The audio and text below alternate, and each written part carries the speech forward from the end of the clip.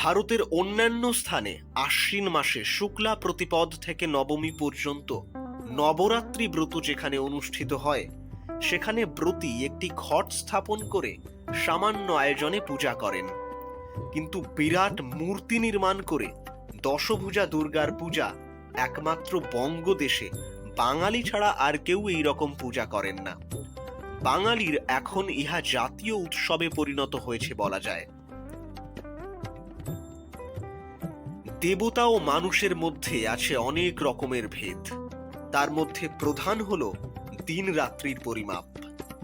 দেবতাদের দিন হয় 6 মাস, রাত্রি হয় 6 মাস, আর মানুষের দিন 12 ঘন্টা ও রাত্রি 12 ঘন্টা। মাঘ মাস থেকে আষাঢ় মাস হচ্ছে দেবতাদের দিন, তার নাম উত্তরায়ণ। আর শ্রাবণ মাস থেকে পৌষ মাস হচ্ছে দেবতাদের রাত্রি, তাকে বলে দক্ষিণায়ন। উত্তরায়ণে দিনমান, তাই দেবতারা জেগে থাকেন। দক্ষিণায়নে রাত্রি, তাই তারা ঘুমন।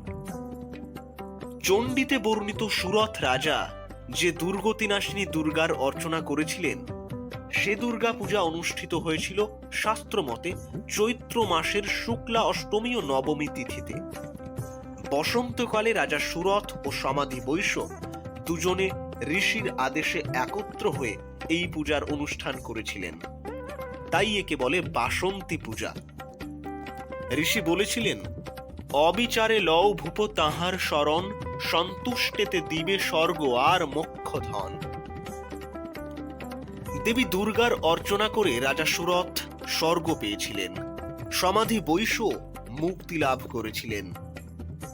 কিন্তু রামচন্দ্র রাবণ বধের জন্য শরৎকালে দেবী যখন দক্ষিণায়নে নিদ্রিত ছিলেন, তখন অকালে জাগিয়ে তাকে বোধন করে অর্চনা করেন বলে ইহা কালবোধিত ও শাস্ত্রানুমোদিত পূজা না হলেও এই শারদীয়া পূজাই আজকাল মহাপূজা বলে আমাদের দেশে প্রসিদ্ধি লাভ করেছে।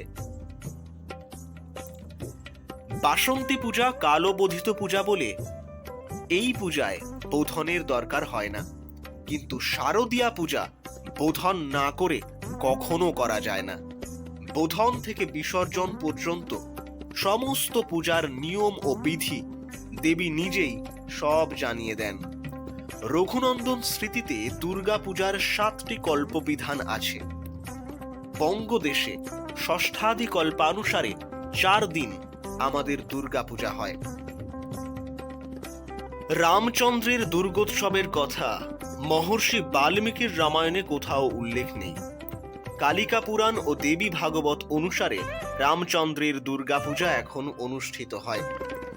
রামায়ণে দুর্গাপূজা না থাকলেও মহাভারতে ভীষ্ম পর্বে শ্রীকৃষ্ণ অর্জুনের মঙ্গলের জন্য, অর্থাৎ যুদ্ধ জয়ের জন্য দুর্গাস্তব করতে অর্জুনকে বলেন।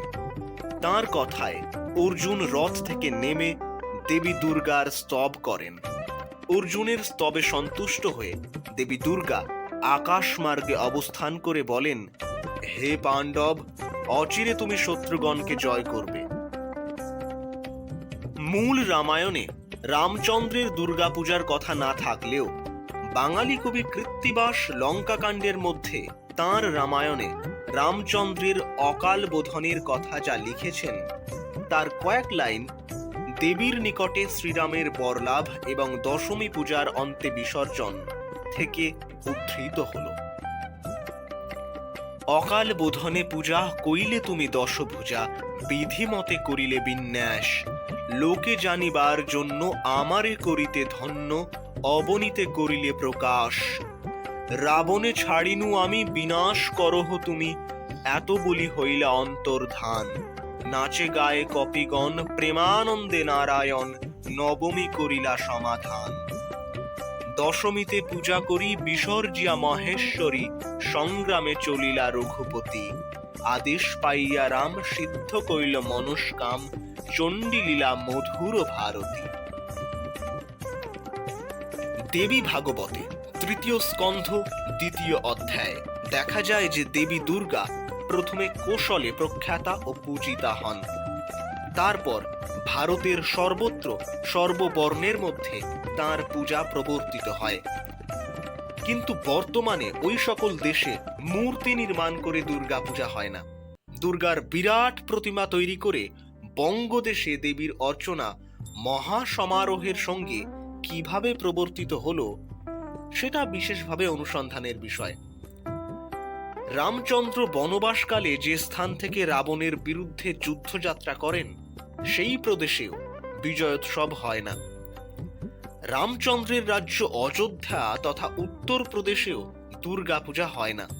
সেখানে 1 মাস ধরে বিজয়োৎসব সাড়ম্বরে অনুষ্ঠিত হয় এবং বিজয়া দশমীর দিন দশাননের এক বিরাট মূর্তি তৈরি করে আগুন দিয়ে সেটিকে পোড়ানো হয়। মুসলমান রাজত্বকালে হিন্দুদের পূজা করার কোনো উপায় ছিল না, বরং হাজার হাজার দেব মন্দির মুসলমানরা ধ্বংস করে। কাশীর বিশ্বনাথের মন্দির বা বৃন্দাবনের শ্রীকৃষ্ণের লীলাভূমিও তাদের হাত থেকে রক্ষা পায়নি। বঙ্গদেশে রাজা গণেশ ও তারপর মহারাজ কৃষ্ণচন্দ্র মুসলমান আমলে সর্বপ্রথম দুর্গাপূজার অনুষ্ঠান করেন বলে শোনা যায়। কেহ কেহ বলেন তাহেরপুরের রাজা কংস নারায়ণ রায় শারদীয়া দুর্গোৎসবের প্রবর্তক রাজা গণেশ বা রাজা কংস নারায়ণ যেই হন, বঙ্গদেশে পূর্বে মৃন্ময়ী দুর্গাপূজা কখনো হয়নি। যদিপ কোনো কোনো বাড়িতে ওই পূজা হতো, তাও ঘট স্থাপন করে নম নম করে পূজা হতো। পরে রাজা মহারাজাদের দেখে তাদের অনুকরণে আমাদের দেশের বড় বড় ভূমধ্যকারীগণ তাদের সামাজিক প্রভাব প্রতিপত্তি দেখাবার জন্য শরৎকালে এই দুর্গাপূজার প্রবর্তন বা প্রতিষ্ঠা করেন। ক্রমে ক্রমে শারদীয়া পূজা বিশেষ করে ইংরেজ রাজত্বের গোড়া থেকে আমাদের দেশে বড় লোকদের বাড়ি প্রথম বিস্তৃতি লাভ করে।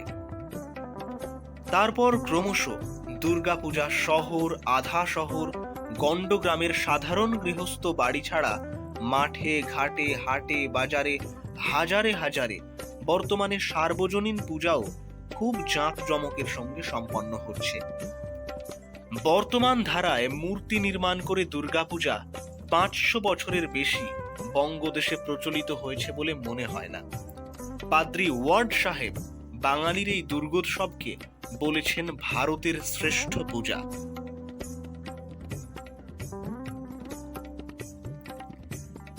দুর্গা নামের তাৎপর্য হচ্ছে যাকে দুঃখে কষ্টে লাভ করা যায়, কিন্তু পুরাণে দুর্গা নামক দৈত্যকে বধ করার জন্য দুর্গা নাম হয়েছে বলে লেখা আছে।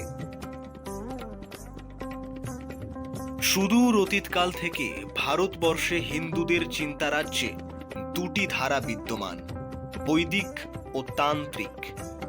বৈদিক ধারার ভিত্তি হচ্ছে বেদ ও উপনিষদ, আর তান্ত্রিক ধারার ভিত্তি হচ্ছে তন্ত্র গ্রন্থ। বৈদিক ধারার পূর্ণতা গীতায়, আর তান্ত্রিক ধারার পরিণতি হচ্ছে সপ্তশতী চণ্ডীতে।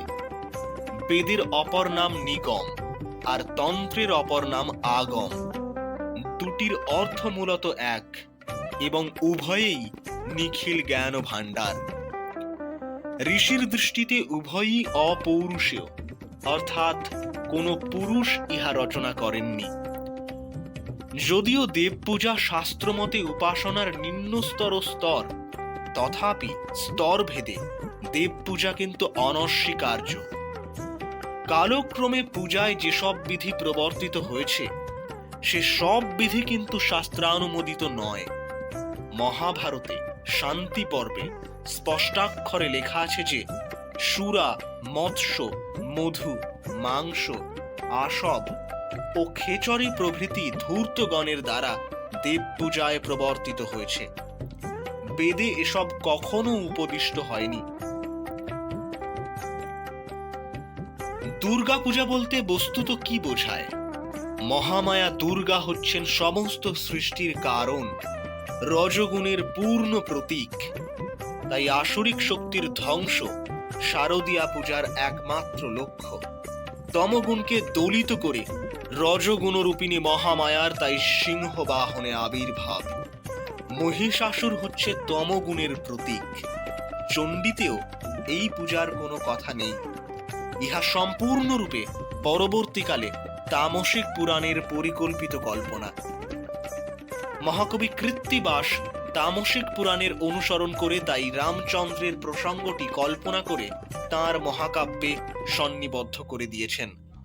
হিন্দি কবি তুলসী দাস কিন্তু তাঁর রামায়ণে এই ঘটনাটির উল্লেখ করেননি। দেবী দুর্গার বিভিন্ন রূপকল্পনা ও আরাধনার দিক বিচার করলে একটা সাধারণ জিনিস চোখে পড়ে যে সেখানে যেমন আছে আত্মমুক্তি ও সমষ্টি কল্যাণের ইঙ্গিত, তেমনি আছে দানবীয় শক্তির বিরুদ্ধে সংগ্রামের উদাত্ত আহ্বান। দুর্গার উপাসনাকে আত্মেন্দ্রিয় প্রীতির জন্য কেবল প্রার্থনা হিসাবে না ভেবে দেবীকে আমাদের অতীত বর্তমানের আধার হিসাবে ভাবতে হবে। দেবী প্রতিমার মধ্যেই আমাদের সংস্কৃতি, ঐশ্বর্য, গৌরব গাথার ইতিহাস যেমন ঘনীভূত, তেমনি তাঁরই মধ্যে নিহিত আছে আমাদের বাঙালিদের ভবিষ্যতের স্বপ্ন ও সম্ভাবনা। কেবল দেবী দুর্গার কাছে ধন দাও, যৌবন দাও, রূপ দাও, যশ দাও, শত্রু নিপাত যাক, এই উপাসনা আত্মকেন্দ্রিক, এতে পারমার্থিক উদ্দেশ্য সিদ্ধ হয় না। তাই কৃত্তিবাসকৃত রামায়ণে শ্রীরামচন্দ্রের নিম্নোক্ত স্তবই অনন্ত জীবনের পাথেয় স্বরূপ আমাদের শারদীয় পূজার একমাত্র মন্ত্র হোক। দুঃখে দুঃখ হারা তারা দুর্গতি নাশিনী, দুর্গমে সরণী বিন্ধ্যগিরি নিবাসিনী, দুরারধ্য ধ্যান সাধ্যা শক্তি সনাতনী, পরাৎপরা পরমা প্রকৃতি পুরাতনী, নীলকণ্ঠ প্রিয়া নারায়ণী নিরাকারা, সারাৎ সারা মূল শক্তি সচ্চিদা সাকারা, মহিষমর্দিনী মহামায়া মহোদরী, শিব সীমন্তিনী শ্যামা সর্বাণী শঙ্করী, বিরূপাক্ষী শতাক্ষী শারদা শাকম্ভরী, ভ্রামবী ভবানী ভীমা ধুমা ক্ষেমঙ্করী, কালী কালহরা কালা কালে করো পার, কুলকুণ্ডলিনী করো কাতরে নিস্তার, লম্বোদরা দিগম্বরা কৌলুষনাশিনী, কৃতান্ত দলনী কাল উরবিলাসিনী।